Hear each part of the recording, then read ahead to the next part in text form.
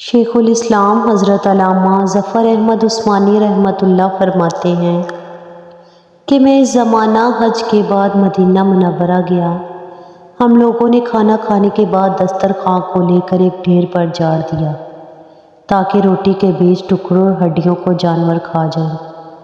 تھوڑی دیر کے بعد جب میں اپنے کمرے سے باہر نکلا تو میں یہ دیکھ کر حیران رہ گیا، یہ خوبصورت 9 سال کا بچہ ان ٹکڑوں کو چن چن کر کھا رہا ہے۔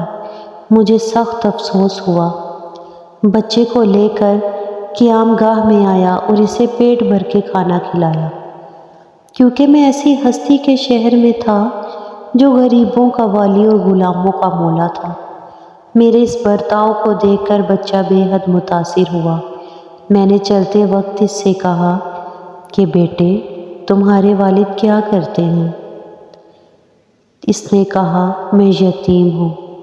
میں نے کہا بیٹے، میرے ساتھ ہندوستان چلو گے؟ وہاں میں تمہیں اچھے اچھے کھانے کھلاؤں گا، عمدہ عمدہ کپڑے پہناؤں گا اور اپنے مدرسہ میں تعلیم دوں گا۔ جب تم عالم فاضل ہو جاؤ گے تو میں خود تم کو یہاں لے کر آؤں گا اور تمہاری والدہ کے سپرد کر دوں گا۔ تم جاؤ اپنی والدہ سے اجازت لے کر آؤ۔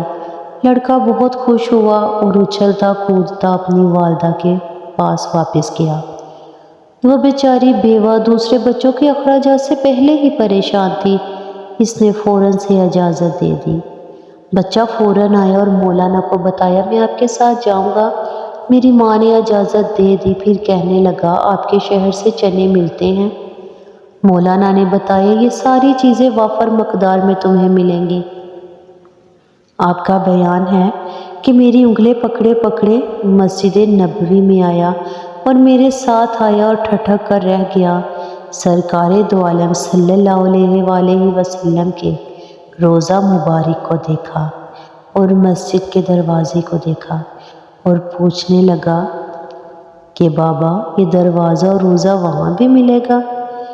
میں نے کہا بیٹا اگر یہ وہاں مل جاتا تو میں یہاں کیوں آتا؟ لڑکے کے چہرے کا رنگ بدل گیا، میری انگلی چھوڑ دی اور کہا بابا تم جاؤ، اگر یہ نہیں ملے گا تو میں ہرگز ہرگز اس دروازے کو چھوڑ کر نہیں جاؤں گا۔ بھوکا رہوں گا، پیاسا رہوں گا۔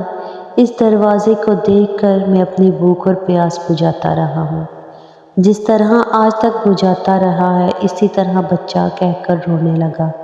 اس کے عشق کو دیکھ کر میں بھی رونے لگا۔ سبحان اللہ۔